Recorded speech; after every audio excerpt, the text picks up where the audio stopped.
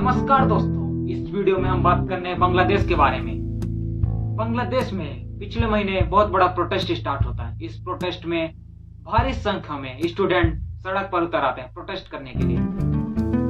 शुरुआत में जब ये प्रोटेस्ट स्टार्ट होता है तब ये प्रोटेस्ट बहुत शांतिपूर्ण चल रहा था, लेकिन धीरे धीरे देखते देखते जब ये प्रोटेस्ट बहुत भारी संख्या में लोग इस भीड़ के साथ प्रोटेस्ट करने लगते हैं, तब इस प्रोटेस्ट को मद्देनजर रखते हुए सरकार की तरफ से कर्फ्यू लागू कर दिया जाता है।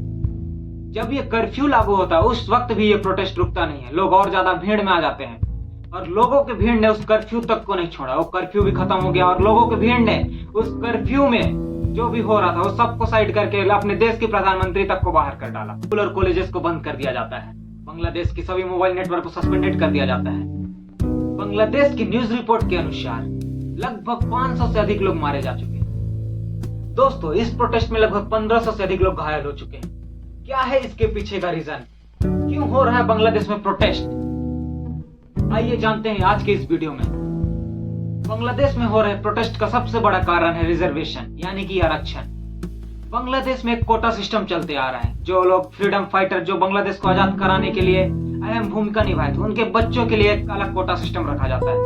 अगर हम अपने इंडिया के बेसिस पे देखेंगे तो हमारे इंडिया में जाति के बेसिस पे रखा जाता है, जो कि SC ST के लिए अलग कोटा सिस्टम होता है। लेकिन बांग्लादेश का कोटा सिस्टम कम्प्लीटली अलग है।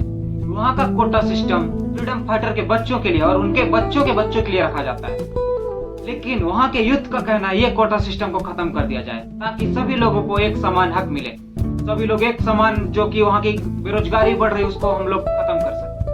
बांग्लादेश की इस सिचुएशन को समझने से पहले हमें बांग्लादेश के इतिहास के बारे में समझना होगा। बांग्लादेश को आजादी मिलने से पहले बांग्लादेश पाकिस्तान का भाग हुआ करता था। दोस्तों, जैसा कि हम सब जानते हैं, जैसा हमारा भारत जब आजाद हुआ उस समय पाकिस्तान भी आजाद हुआ और उसी समय पाकिस्तान दो भाग में हुआ करता था, एक ईस्ट पाकिस्तान और एक वेस्ट पाकिस्तान। ईस्ट पाकिस्तान की जो आज सिचुएशन हो रही है वो ईस्ट पाकिस्तान में हो रही है, यानी कि बांग्लादेश, और आज के पाकिस्तान को वेस्ट पाकिस्तान कहा जाता है।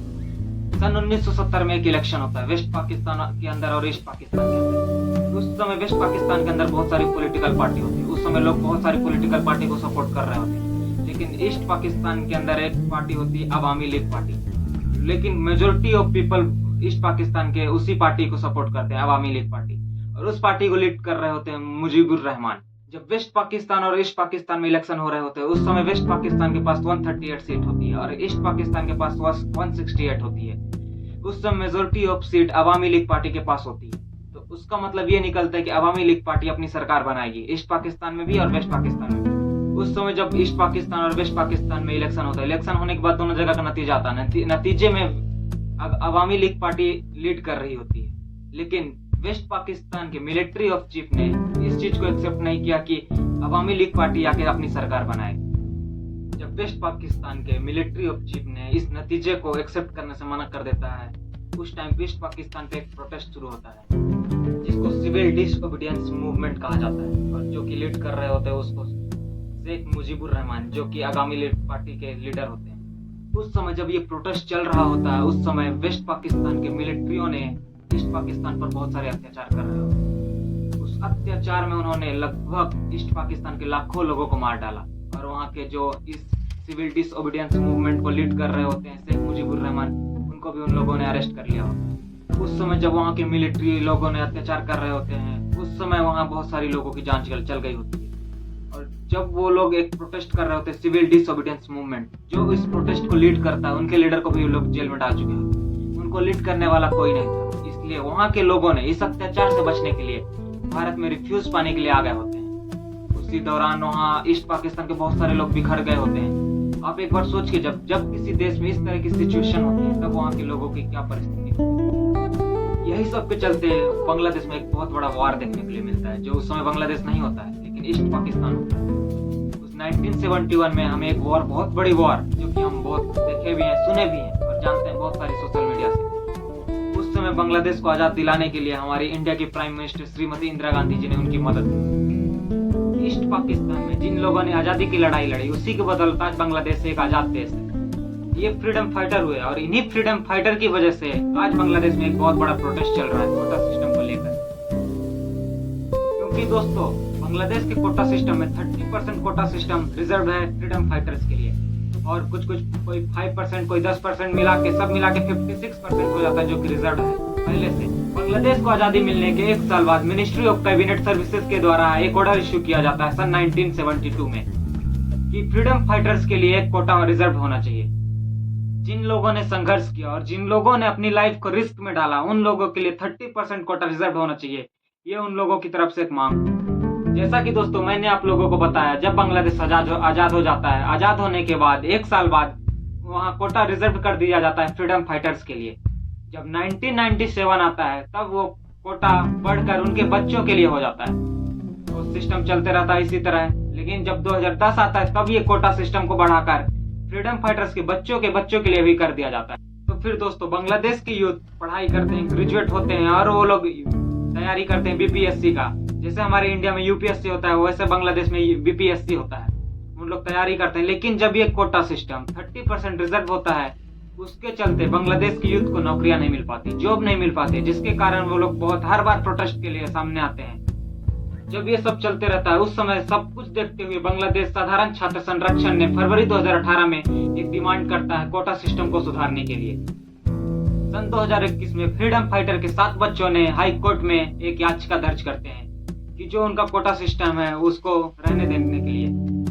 फिर वो जब हाई कोर्ट का रिजल्ट आता है 5 जून 2024 को, और उस रिजल्ट में कहा जाता है कि जो फ्रीडम फाइटर के बच्चे ने याचिका दर्ज की थी वो एक लीगल है।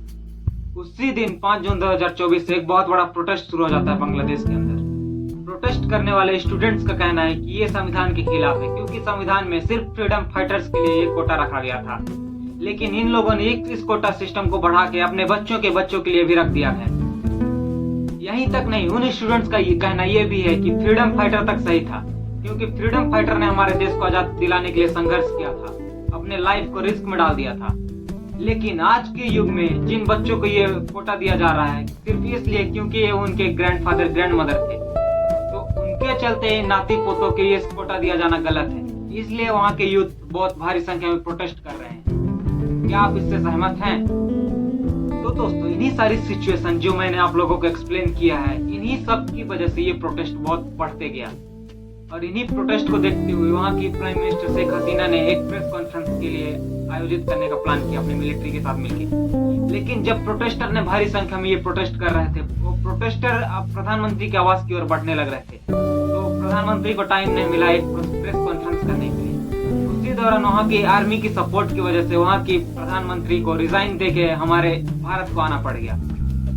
उनके भारत आने के बाद वहाँ के जो प्रोटेस्टर थे उन लोगों ने, जब शेख हसीना जी भारत आ गई, उसके बाद उन लोगों ने हमारे हिंदू भाई बहन के ऊपर अत्याचार करने लग जाते हैं। मेरा ओपिनियन ये है कि जब वहाँ की प्राइम मिनिस्टर शेख हसीना जी इंडिया आती है, उसी के चलते वहाँ के लोगों ने हिंदुओं के ऊपर एक बहुत बड़ा अत्याचार कर रहे होते हैं। लोगों को मारते हैं, उनके मंदिरों को तोड़ देते हैं, उनको देश से निकलने की धमकियां देते हैं। इस सिचुएशन के अनुसार क्या ये कोटा सिस्टम सही है? क्योंकि वहाँ के स्टूडेंट्स का कहना है ये जो कोटा सिस्टम 30% रिजर्व्ड है, ये फ्रीडम फाइटर के लिए था। लेकिन जब ये कोटा सिस्टम बढ़ते जा रहा है और ये फ्रीडम फाइटर के बच्चों के लिए भी रखा जाता रहा है आज के डेट पे, जो कि सरकार के लिए बहुत मुश्किल हो गया इसको हैंडल करना। आप एक बार सोचिए दोस्तों, अगर बांग्लादेश, आप सोच के देखिए दोस्तों, जब बांग्लादेश है, बांग्लादेश में बेरोजगारी बहुत ज्यादा बढ़ रही है।